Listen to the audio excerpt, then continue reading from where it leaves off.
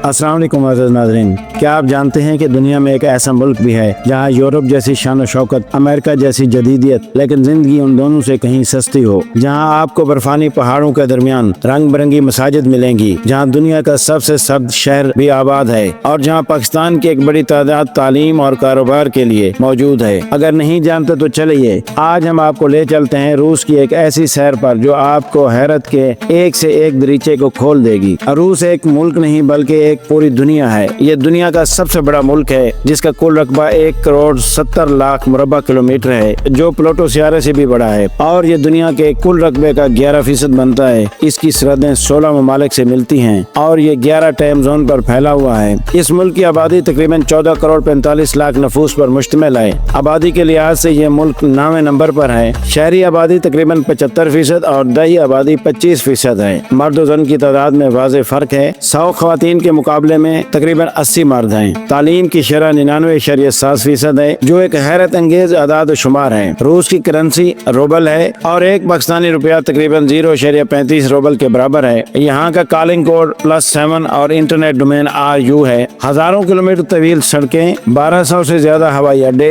और दुनिया का सबसे तवील रेलवे निजाम ट्रांस साइबेरिया रेलवे मौजूद है। रूस का कौमी परचम सफेद, नीला और सुर्ख रंगों पर मुश्तमिल है। रूस में इस्लाम, ईसाईयत, यहूदियत और बुद्ध मत के पैरोकार मौजूद हैं। मौजूद नाज़रीन, रूस का दिफा दुनिया के दूसरे नंबर पर होता है। इसके पास 6000 से ज्यादा न्यूक्लियर हथियार मौजूद हैं। रूसी फौज जदीद तरीन असला, टैंक, जंगी जहाज और साइबर दिफाई निजाम से लैस है। 1957 में रूस ने दुनिया का पहला सैटेलाइट खला में भेजा और सबसे पहला इंसान भी खला में भेजने वाला रूस ही है। 1922 में सोवियत यूनियन की बुनियाद रखी गई, जिसमें 15 रियासतें शामिल थीं। रूस, Ukraine, Belarus, Azerbaijan, Armenia, Kazakhstan, Kyrgyzstan, Turkmenistan, Tajikistan, Uzbekistan, Georgia, Moldova, Austria, लोटिया और लिथुआनिया। ये ताकतवर इत्तेहाद 1991 में इक़्तिसादी बहरान, सियासी इंतशार और आज़ादी की तहरीकों की वजह से ख़त्म हो गया। तमाम रियासतें जगह बाद दीगरे अलहदा हो गईं और रूस ने USSR की जानशीनी संभाली। रूस ने 1867 में अलास्का का इलाका सिर्फ $7.2 मिलियन में अमेरिका को फिरोख्त किया।